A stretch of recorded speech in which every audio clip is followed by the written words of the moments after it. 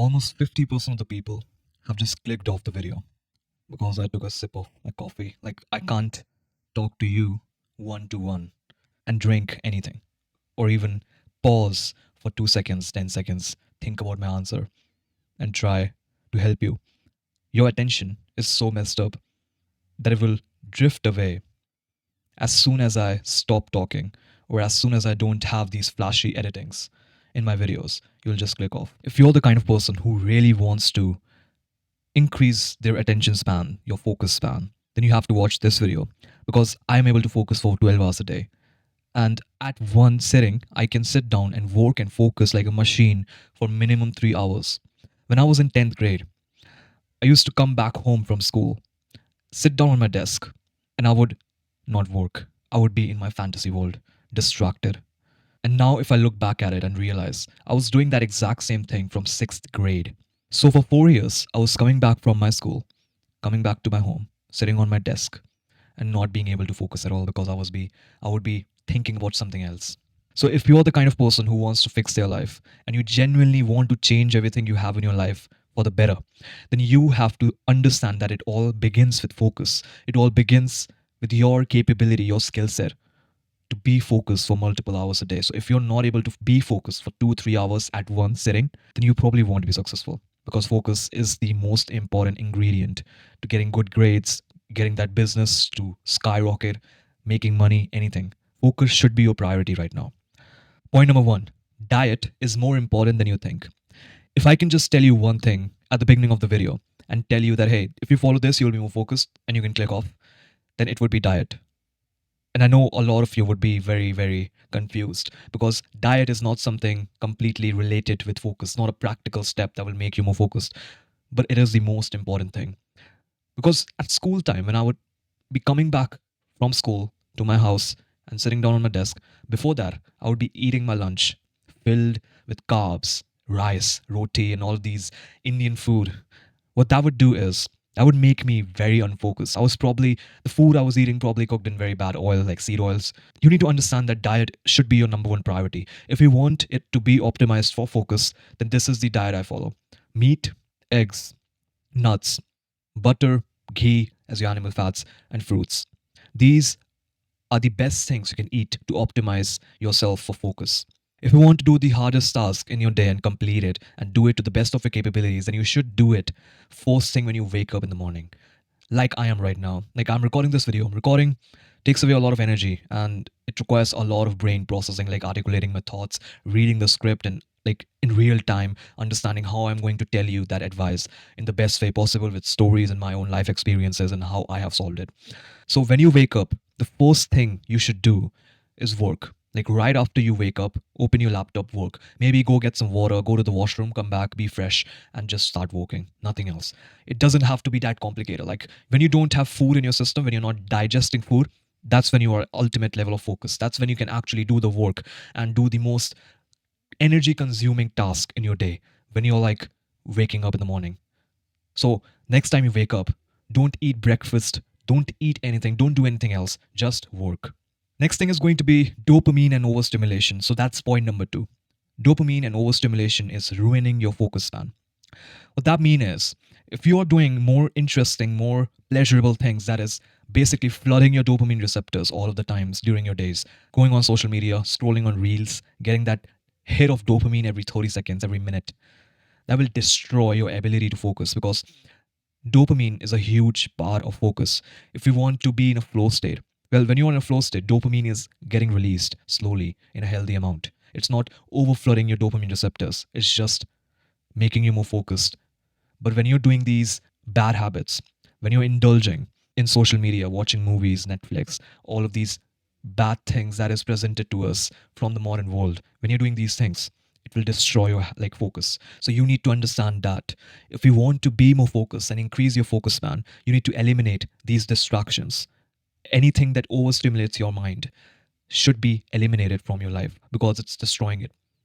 I realized when I was in my break time during my sessions, I would go on my phone. And then when I would go back to my sessions to study for another 60 to 90 minutes, I wouldn't be able to do that. It would be harder for me to get into the flow state again. And the reason for that was I was going on my phone.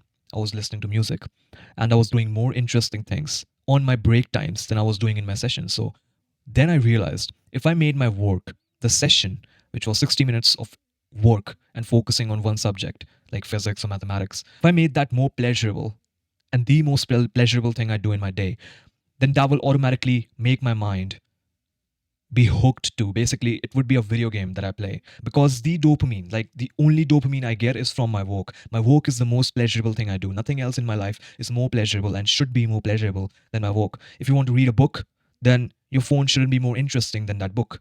So take that advice very seriously, because my entire life, my whole environment is less interesting and less pleasurable than the work I'm supposed to do, than the book I'm supposed to read. I don't have any social media on my phone. I just have WhatsApp. That's the only social media I use, not even YouTube. I don't have YouTube on my phone. I have Notion, note taking apps, and WhatsApp. That is it. Point number three, essentialism. So, essentialism is the disciplined pursuit of less.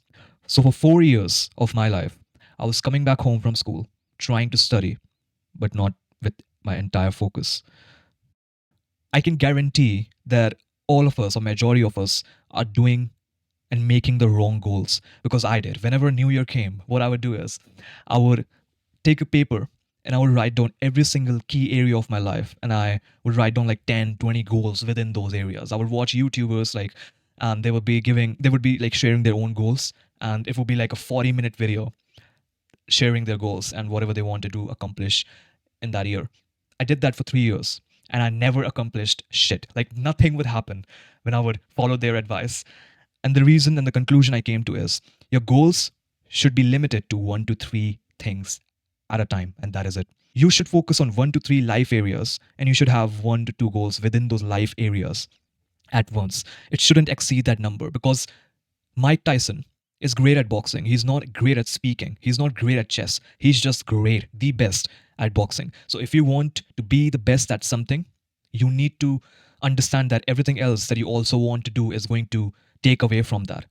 And you need to make the hard decision of deciding what goals you should pursue, what 1, 2, 3 things you should be doing, and what are the other things you should be sacrificing on, because you have to sacrifice on something in order to achieve something. So even if you want to learn a piano or learn a new language, but you also want to do something very hardcore, like maybe martial arts, maybe boxing, or you just want success in your career, maybe you want that job, you need to understand that learning a language, learning a new instrument will take away from that original goal, and you will be sacrificing your goal in order to accomplish small goals that doesn't matter in the long run. So sacrifice on these small things to achieve one big thing and do it to the best of your capabilities. So essentialism should be your life's philosophy, as it is mine. I only focus on 1 to 3 areas of my life, which is work, health, and relationships. My relationships are very good with my parents and my family, so I'll keep that on number third priority. Number second would be my health. So I'll be going to the gym every single day and working out and eating accordingly. And number one would be my work. So I would wake up and start working immediately. Like that's my priority order. And these are the goals I'm focusing on. Right now, I have my Alchemy of Self document. And on the first page, I have my goals. And there are only 3 goals that I want to achieve, nothing else. Point number 4 is the point that everybody knows about. It's mindfulness and meditation. If you're conscious and aware of your environment, and you're aware of whatever you're doing at the specific moment, you're mindful.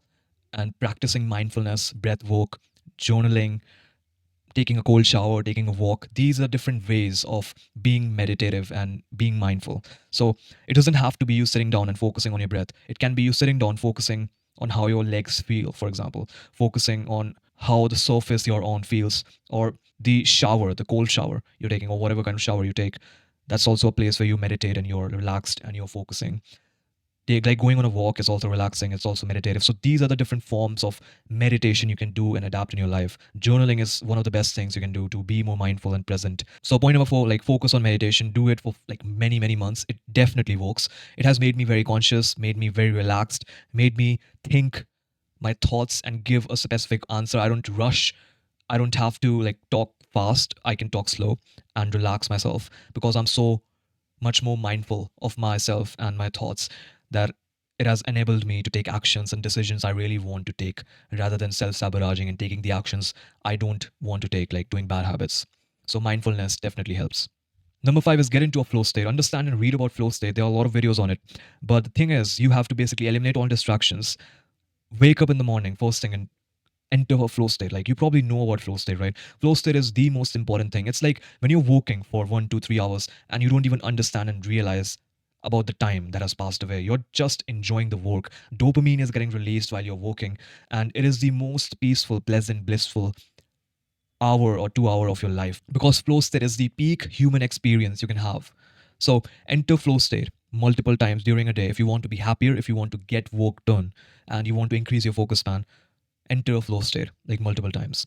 Point number six is going to be just extra tips and tricks.